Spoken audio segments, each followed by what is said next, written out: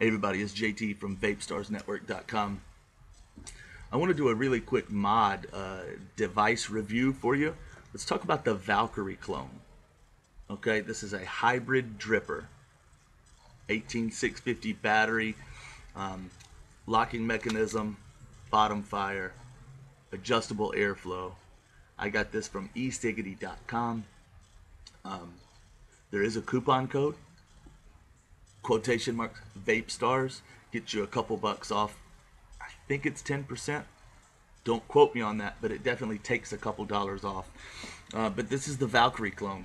I'm going to have a quick vape. We'll talk about it a little bit.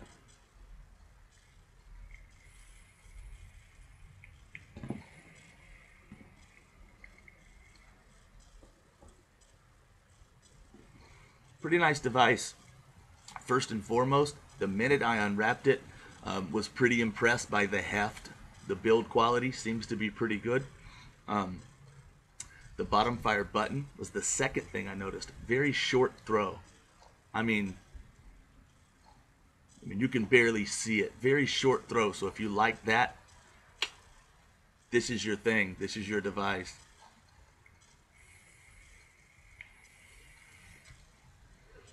Vapes well. You know, like any other rebuildable or anything, it's all about the build you put on it. I'm not sure how good the close-up will be out here. I just have a very simple single coil with echo wool and 28 gauge resistance wire. Very simple, but it is a 3-post deck up top. A little lip to catch extra juice, 2 O-rings for your top cap there. The top cap is on there very securely. Easy to adjust the airflow, and that's nice.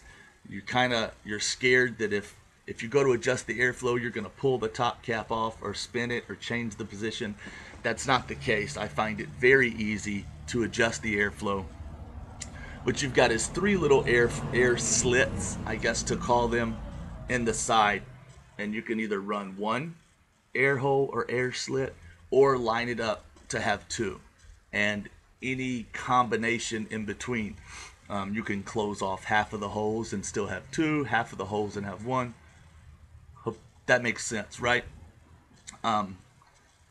Standard drip tip not included. All of my drip tips seem to fit so far. Some of them are a little tight, but they still fit. Tap, tap, tap it on in. Okay, my one and pretty much only issue with this device is that juice tends to get in between the inside wall and the outside, if that makes sense. You know how you can spin it to line up the air holes? So there's a cylinder and then there's another one spinning, right? In between those two, juice for me tends to get there, right? And so when I hit it, not necessarily a gurgling, but it's like that sounded like a gurgle, I know it's not that extreme, but you can definitely hear that there's juice in your air channels, if you will.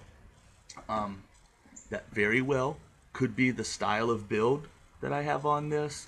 I've tried a couple different ones, and it seems that juice does tend to work in between those two parts, and not a big deal, doesn't affect performance whatsoever, but it's something I noticed. I asked someone else, I'm not sure who it was, I asked somebody else if they had experienced that, and they said not that they know of. So it could be me just being weird, it could be my builds, I could be over dripping, I'm not sure. But I just wanted to mention it. Otherwise, just a really solid device. Nice thing about the adjustable airflow, if you want to roll out, just close off the air hose, drop it in your pocket, and you really shouldn't have much leakage or anything like that go on. So to insert the battery, you just take off this whole button assembly, okay? This battery kind of has a bigger sticker on it, so That's not a bad thing. Run your battery in there.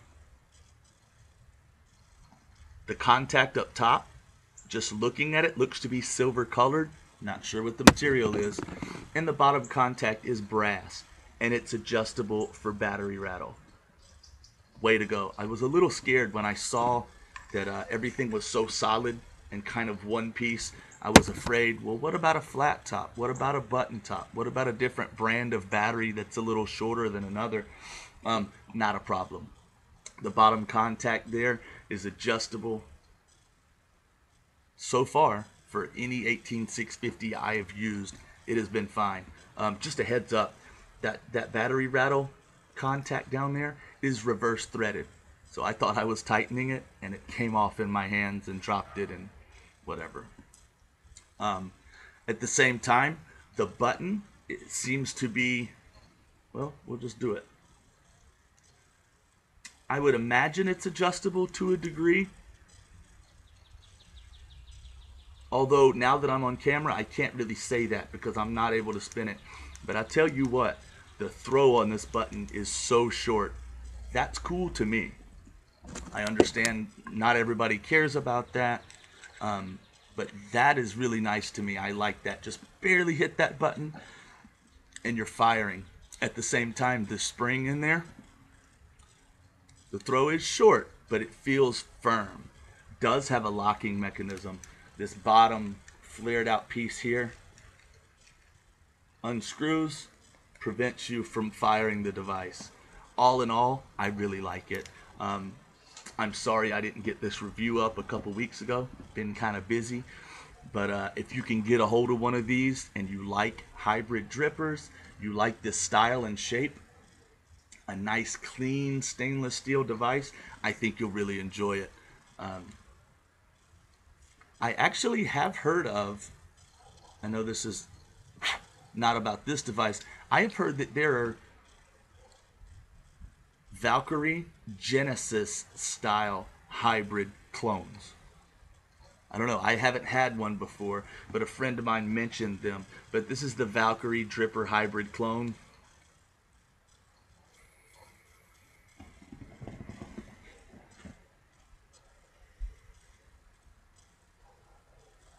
From eCity.com. I like it. And now that I've done the review and reminded myself how much I like it, I'm going to keep it built and put it back in rotation. I enjoy it.